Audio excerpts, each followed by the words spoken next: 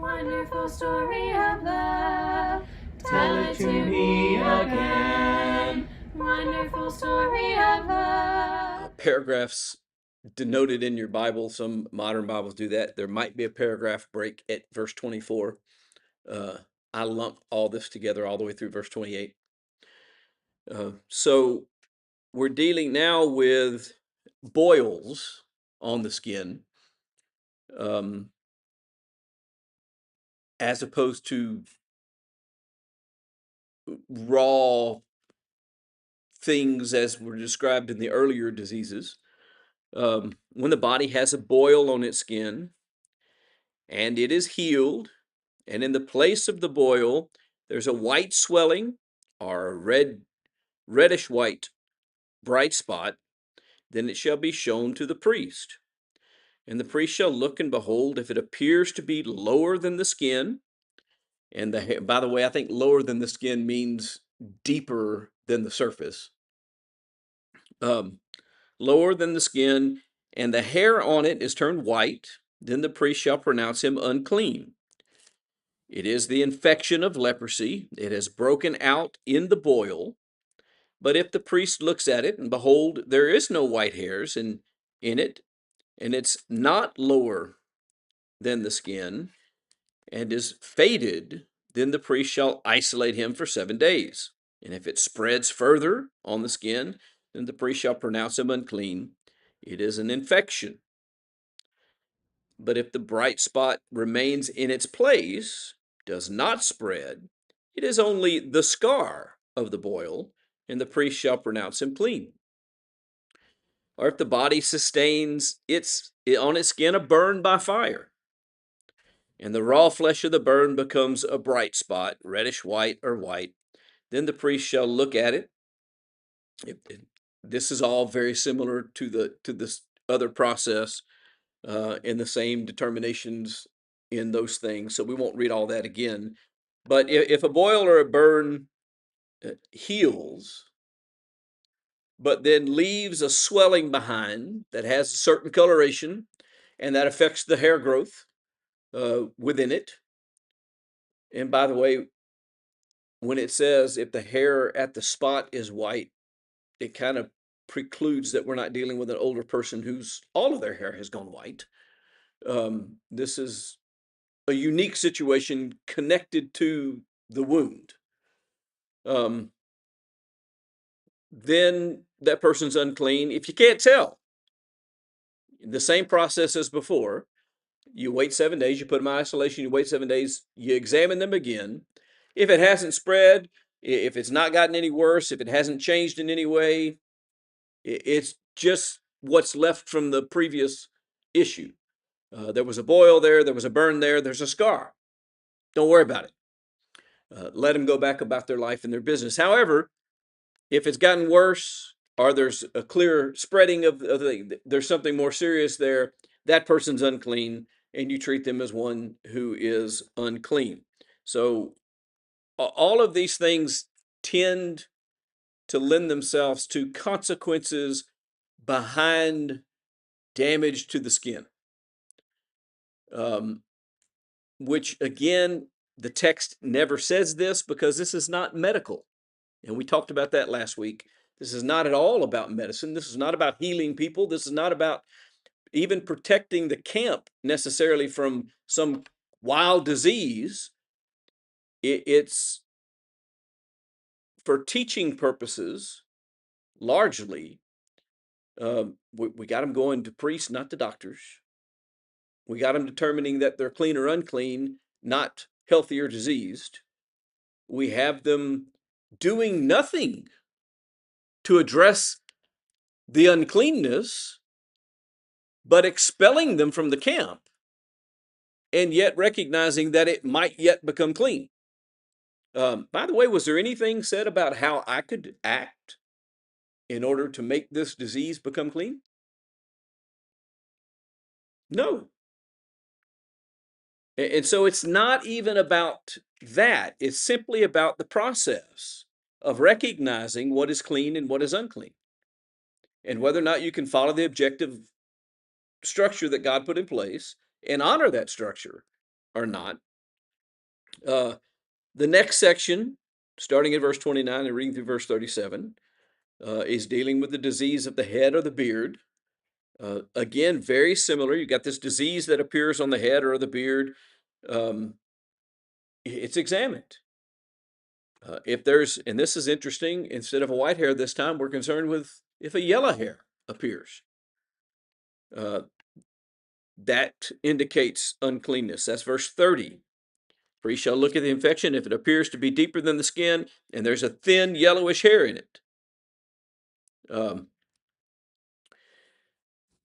If they're uncertain, again, the same process, isolation, re-examination occurs. That's verses 31 through 33. If healed, the person is clean. What else does he deal with in this section?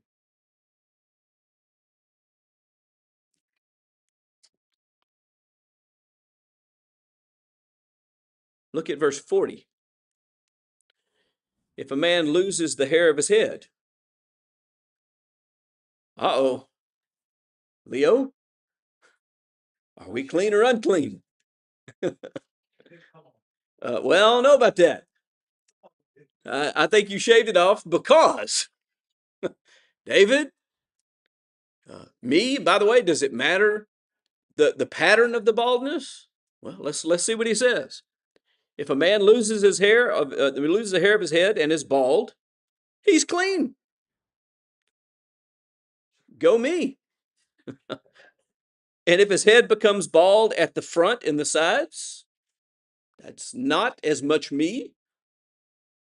He's bald on his forehead, he's clean. But if the bald is near bald head or the bald forehead, so you can lose your hair in the back, which is primarily where I've lost most of mine, on the crown of your head, or you can lose your hair on the front, what we call male pattern baldness, and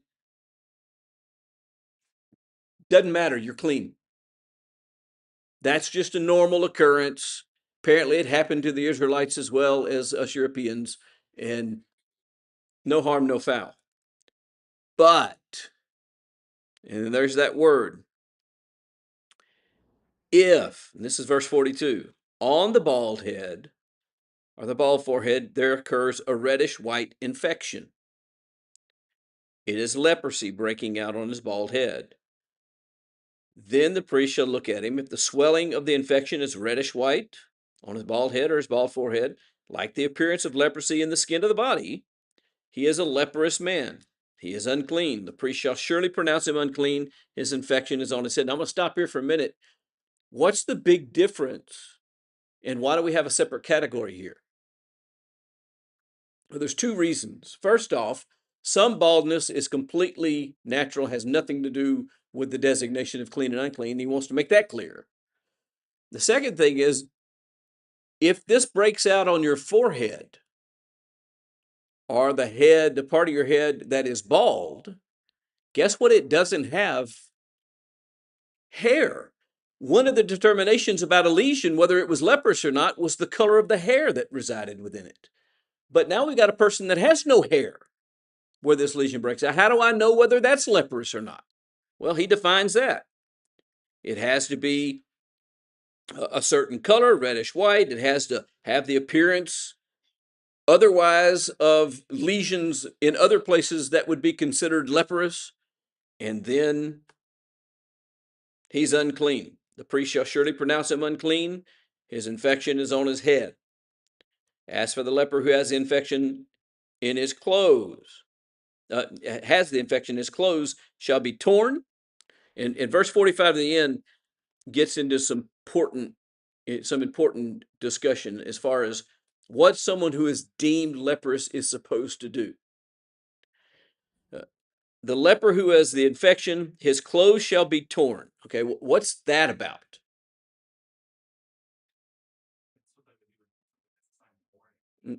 Okay, a sign, that's what they did when they were in grief and in mourning. They tore their clothes. So this is an indication.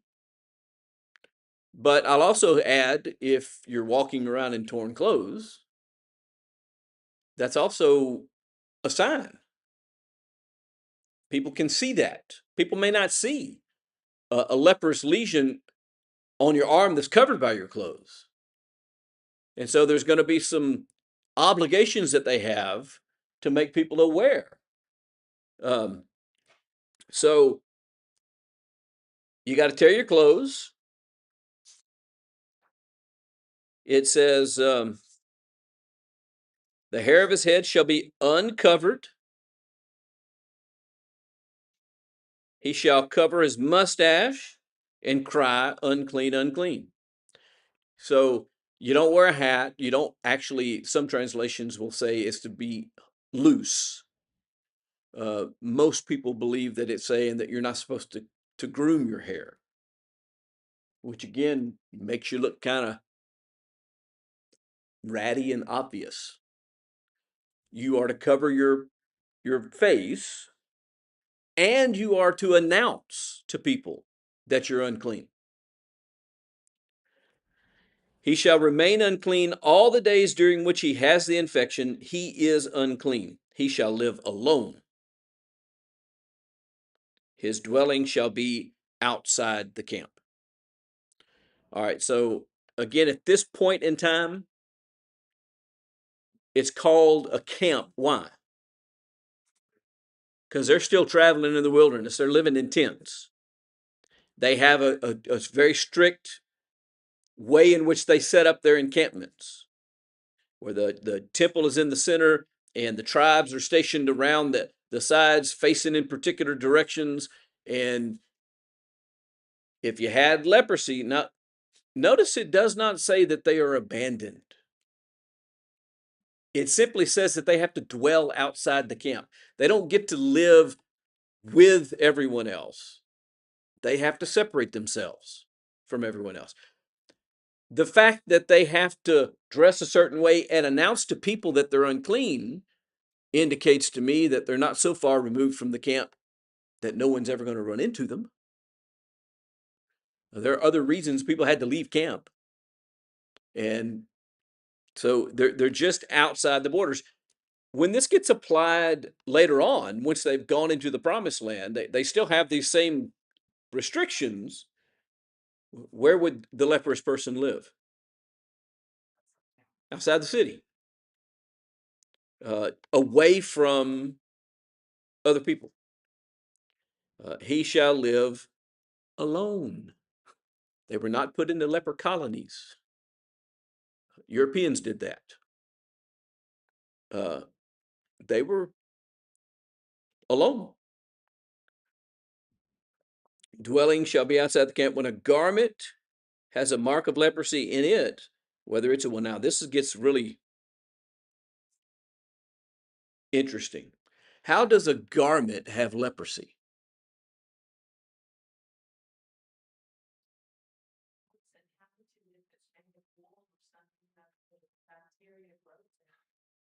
Okay, but the text says nothing about bacteria, though I would agree that this is probably dealing with microscopic things like bacteria and mold and various other things. The various things that cause rot.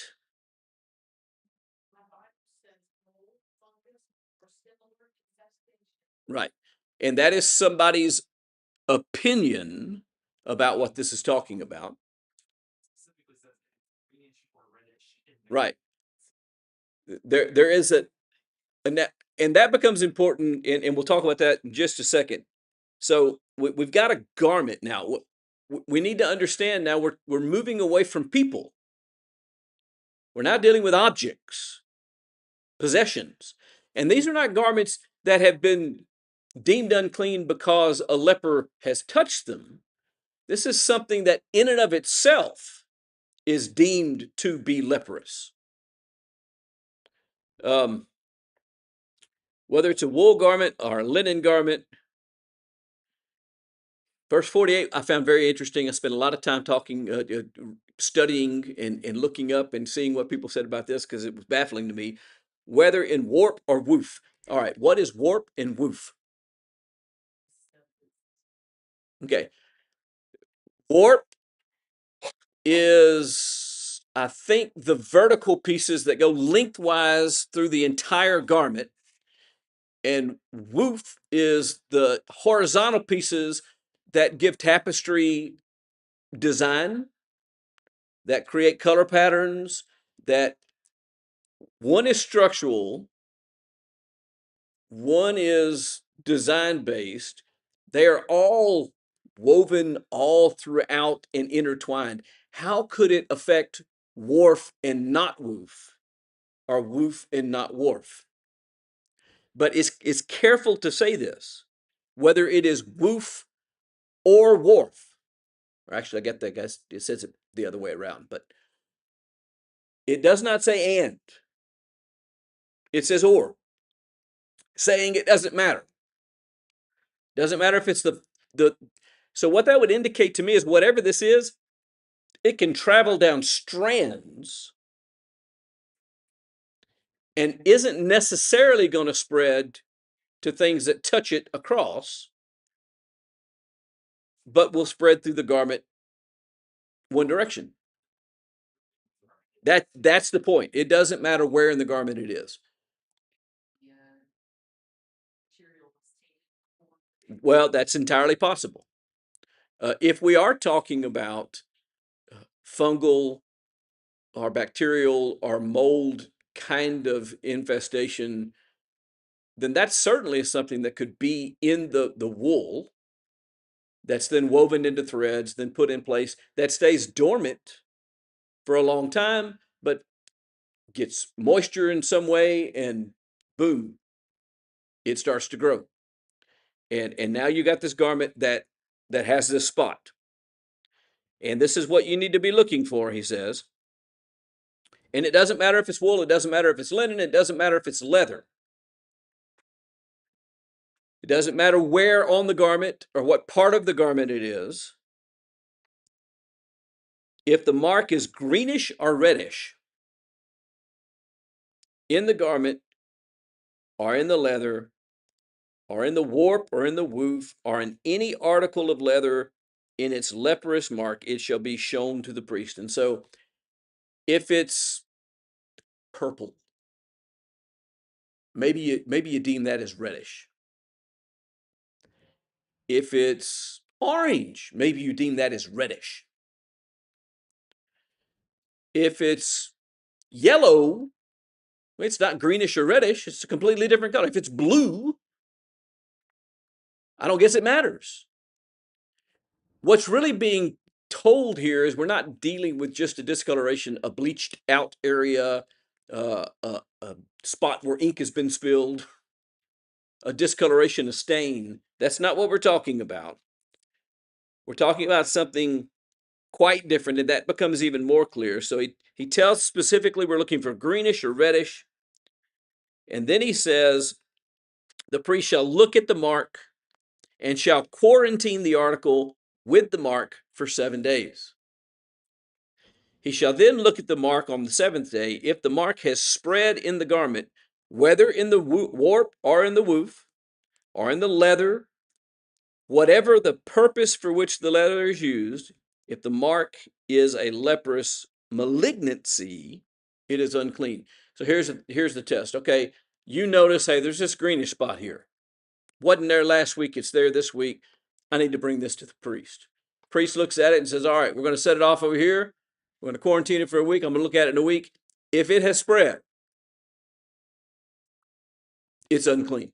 If it hadn't spread, it's just a discoloration. No big deal. So he shall burn the garment. Glad I wasn't a garment if I was deemed unclean.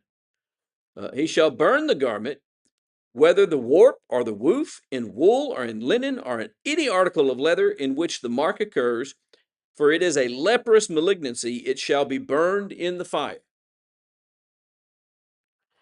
But if the priest shall look, and indeed the mark has not spread in the garment, either in the warp or the woof, or in any article of leather, then the priest shall order them to wash the thing in which the mark occurs. He shall quarantine it for 7 more days. Okay, so it hadn't spread. All right, wash it. Now notice it does not say that the priest washes it. It says the priest orders them to wash it. and then is quarantined for 7 more days. After the article with the mark has been washed, the priest shall again look, and if the mark has not changed its appearance, even though the mark has not spread, it is unclean. In other words, if washing doesn't get it out, it's unclean. You shall burn it in the fire, whether an eating away has produced bareness on the top or the front of it. So it doesn't matter whether it affects the top, the front, whether it affects the back.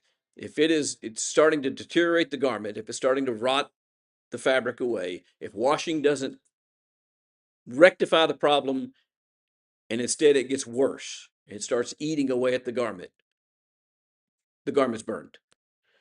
The priest shall look. If the mark has faded after it's been washed, then he shall tear it out of the garment or out of the leather, whether from the warp or from the woof. If it appears again in the garment, whether the warp or the woof or any article of leather, it is an outbreak. The article which the mark shall be burned with fire. So again, they remove the section that was affected. If other parts of the garment start having problems after that, the garment's burned. It's talking about, and if you look at this through this whole thread, what he's saying is if it's something that goes away, if it's something that can be washed and cleaned, no problem. If it's something that spreads or that continues, problem.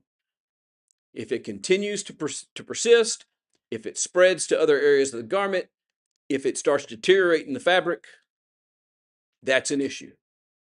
And the garment is to be deemed unclean and is to be burned. Doesn't matter what part of the garment, it has to go. This is the law for the mark of leprosy in a garment of wool or linen, whether in the warp or in the woof or in any article of leather, for pronouncing it clean or unclean. When it says any article of leather, understand that if it's a leather apron, if it's shoes, if it's whatever, a leather shield, a purse, satchel, okay, it doesn't matter. So we've got this disease in garments. Now, again, I don't think this has anything to do with, hey, this might spread and affect you if you're wearing it. You're going to get sick. Or if you touch somebody because you're wearing it, you're going to get them sick. It's, again, simply just making an objective determination of that which is clean and that which is unclean. And what do you do with things that are unclean? You get rid of them. Ultimately, what happens to a person who is unclean? Ultimately is the important word I'm using there. How? They're cast into the fire and burned. I think that is why these articles are to be burned. He doesn't want to teach that on people, so he uses these articles to teach that lesson. Yes, they do. If they're useful, if they can be cleaned, then they can be kept and used. If they cannot be cleaned, then they are to be discarded and thrown into the fire. In that place there shall be weeping and gnashing of teeth. So we want to talk for a moment in the time we have left. Well, I got several things, but primarily we want to talk for a moment about the purpose of these examination laws, because that's really what this chapter is about. This chapter is instructing the priest what he's supposed to be looking for. I pointed out earlier, I'll point it out again, priests, not healers, are to examine and declare clean or unclean. Scripture speaks of physicians. Genesis 50 in verse 2. With Joseph, there's already an awareness of physicians. There were already people who specialized in the art of healing. It's not like priests are used because there was no concept of physician. By the way, where had they been living? Egypt. If 400 years before, when Joseph was in Egypt, Egypt had physicians, 400 years later, when they're released from Egypt, Egypt had physicians. These people's entire existence was in a society where physicians existed. He does not say, call a healer, call a physician. Did they have physicians among themselves? Well, at least by New Testament time they did, for sure. Because Luke was such a physician. So I think it's significant that he's asking for priests to make these determinations. Because it's not about the disease as much as it's about declaring that which is clean from that which is unclean. Yes. It reminds me of the sheep that Peter seen. And I believe this has something to do with when he talked about the dietary law and how those things was unclean. When Peter seen the vision, and then God said, eat, he said, I have never eaten anything unclean. He said, who are you to call what I clean unclean? Talking about the Gentiles.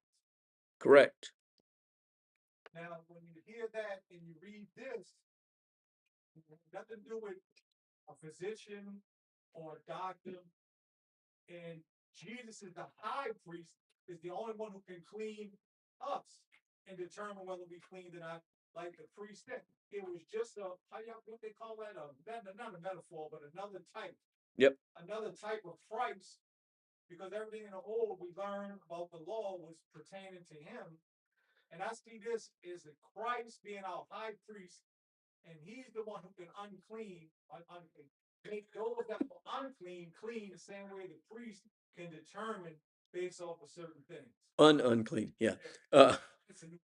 I'll even go back to talk about the food thing again. We need to remember, after the flood,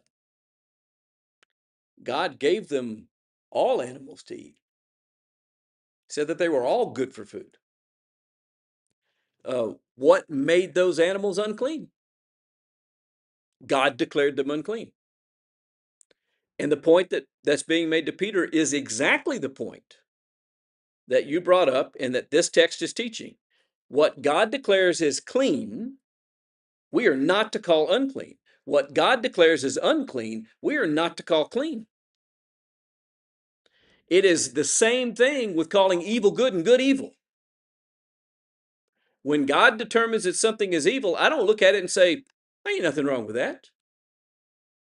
Well, I shouldn't. I can't say that I never have. And I hear it in the world all the time. Nobody's hurt by that. Why does that matter? I don't see anything wrong with it. How do I see something wrong?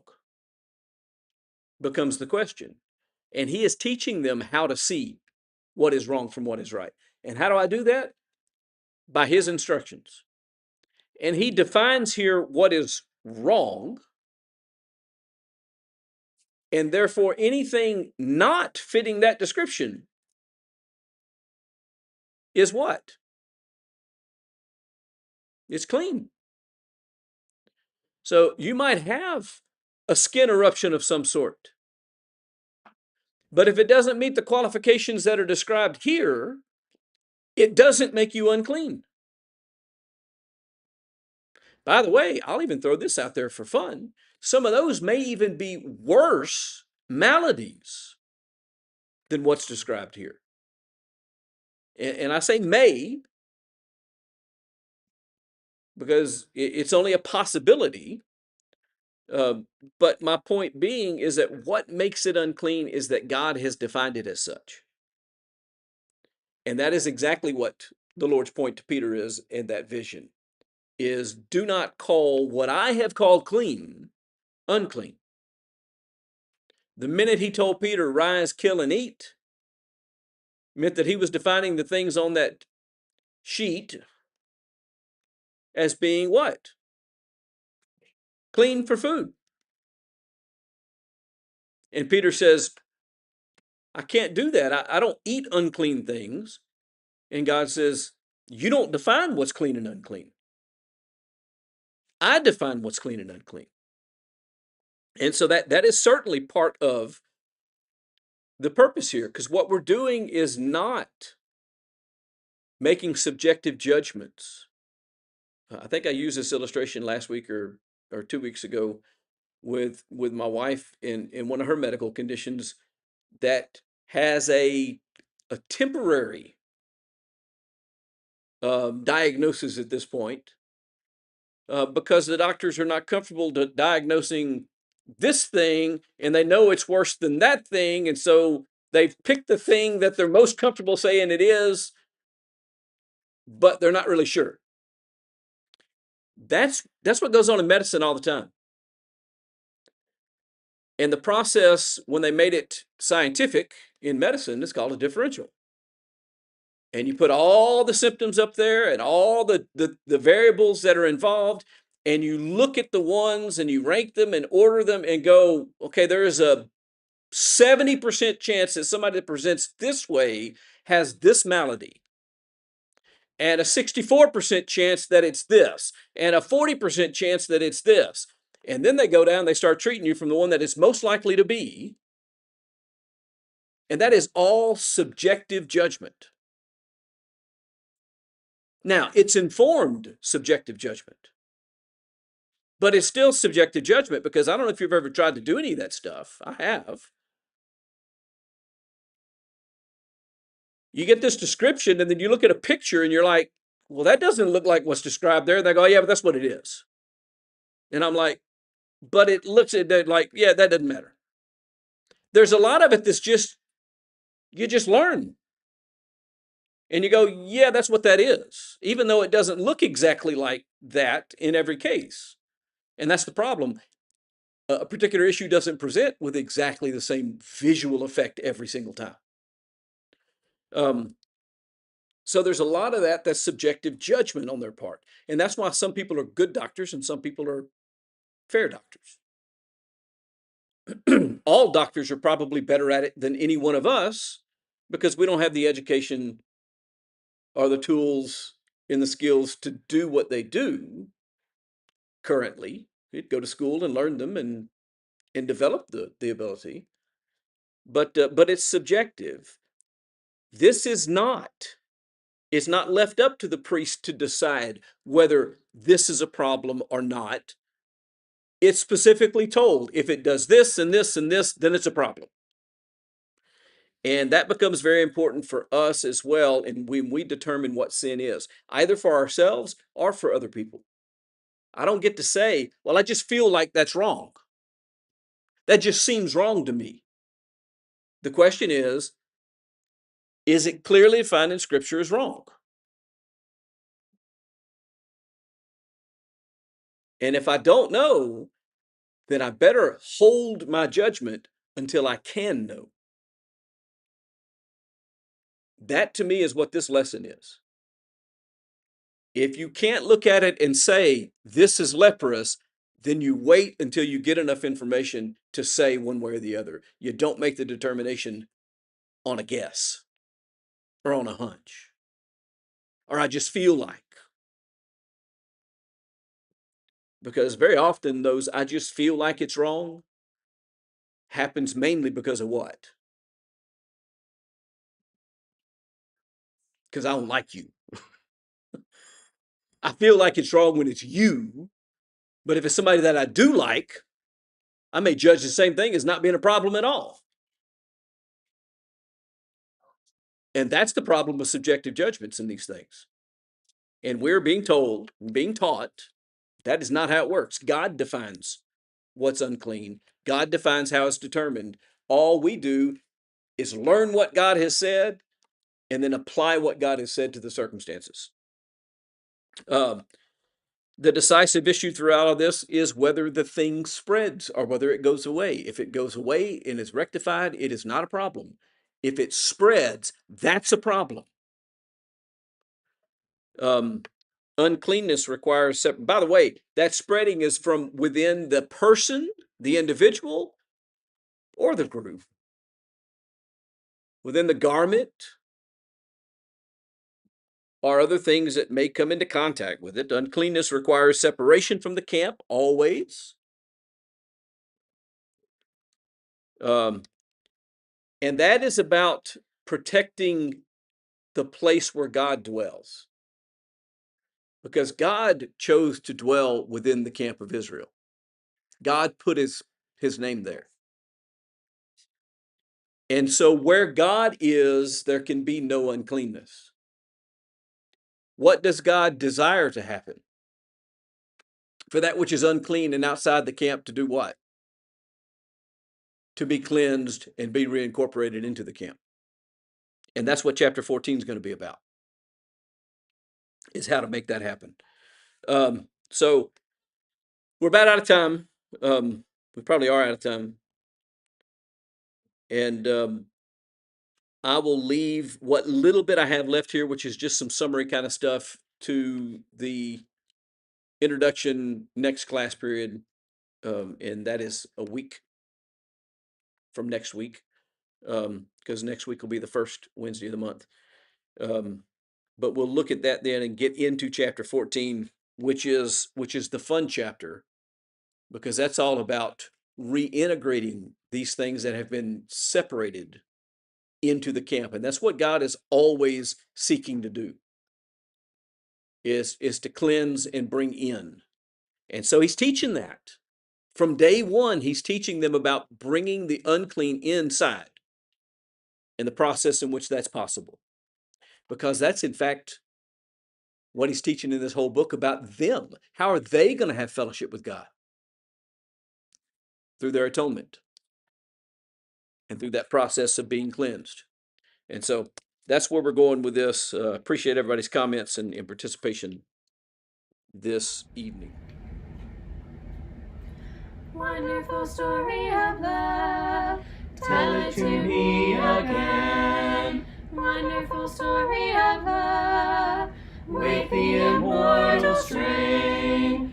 Angels with rapture announce it, shepherds with wonder receive it. Sinner, oh, won't you believe it? Wonderful story of love.